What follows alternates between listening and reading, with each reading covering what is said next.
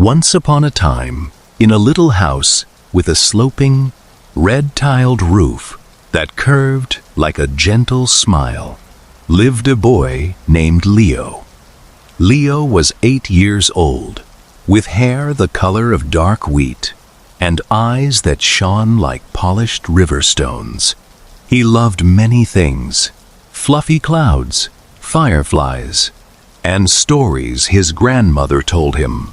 But most of all, he loved the rain, not the stormy, thundering kind that rattled windows and made dogs hide under beds.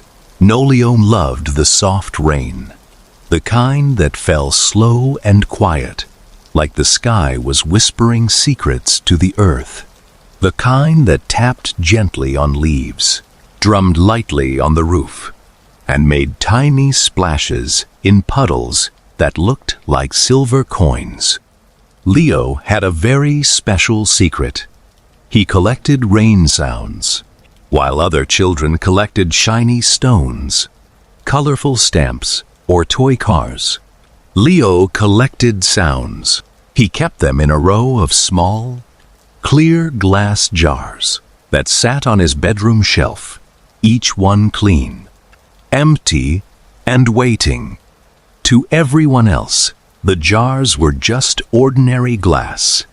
But to Leo, each jar held a different sound, wrapped up safe and tight, ready to be opened and listened to whenever he wanted. His grandmother would smile and say, "Leo, you have a heart that hears what others miss.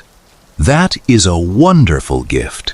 Every time rain began to fall, Leo would slip on his yellow raincoat, pull up the hood, and step outside with his favorite wooden box.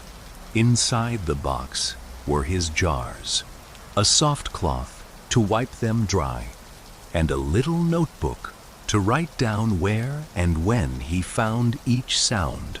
He walked slowly, ears wide open, searching for something new. One day, when the summer air was thick and sweet with the smell of jasmine, gray clouds rolled gently over the sun. The sky turned soft blue-gray, and then, pitter-pat, pitter-pat, the rain began. Leo grabbed his box and hurried out.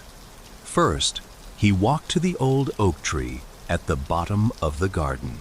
Its leaves were big and wide, like green umbrellas. When raindrops hit them, they made a sound like sh, sh, sh, soft and steady, like someone humming a lullaby. Leo held out a jar, turned it so the opening caught the sound, and twisted the lid tight. He wrote in his notebook, "Rain on oak leaves, soft as a lullaby." Next, he wandered to the little stone path that wound through the flowers. Raindrops fell on the smooth, warm stones. Tap, tap, click, click, light and crisp, like tiny fingers tapping on a window pane. He caught that sound too, sealing it carefully inside another jar. "Rain on stone-like little secret knocks," he wrote. Then he went to the wooden fence near the vegetable patch. The rain fell there with a deeper, warmer rhythm. Thumb, thumb, thumb, thumb, slow and gentle, like a heartbeat. Another jar filled up. Rain on wood, steady and kind, like a friend's pulse. He even found a sound he had never heard before. Rain falling into the bird bath, full of still water. Each drop made a soft plip-plop, plip round and clear, like tiny bells ringing far away. Rain on water sweet as music, he noted happily. By the time the rain slowed to a fine mist, Leo had 5 new jars on his shelf. They glinted in the fading light, full of quiet magic. That night, the moon was hidden behind clouds. and the wind sighed softly around the house. Leo climbed into bed, pulled his quilt up to his chin, and reached for his shelf. He loved this part most of all, choosing which sound to listen to before he slept. He picked up the first jar rain on oak leaves. He twisted the lid just a little, and out it flowed, that soft sh, sh, sh, wrapping around his room like a warm blanket. It felt like being under the tree again, safe and calm. Next, he opened rain on stone. The light taps danced through the air, cheerful and soft, like little footsteps walking gently across the floorboards.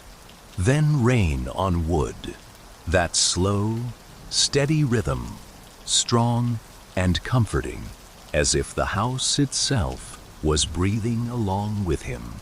He saved his favorite for last, rain on water. The sweet plip-plop, plip floated out, slow and clear, like a song only he could understand. It made him think of ponds and ducks and quiet afternoons. As he listened, Leo's eyes grew heavy, his breathing slowed, matching the rhythm of the sounds he had collected. The jars sat on the shelf, glowing faintly in the moonlight, holding all the softness and beauty of the rain. Just before he drifted off to sleep, he whispered softly, "Tomorrow, I'll find a new one. Rain on grass, or rain on petals, or maybe rain on the roof itself." Outside, the mist lingered, and somewhere far away, a last drop fell.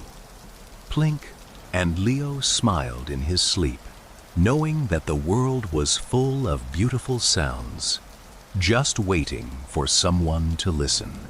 And so, the boy who collected rain sounds slept deeply, wrapped in the quiet magic he had gathered, safe, happy, and dreaming of the next soft rain.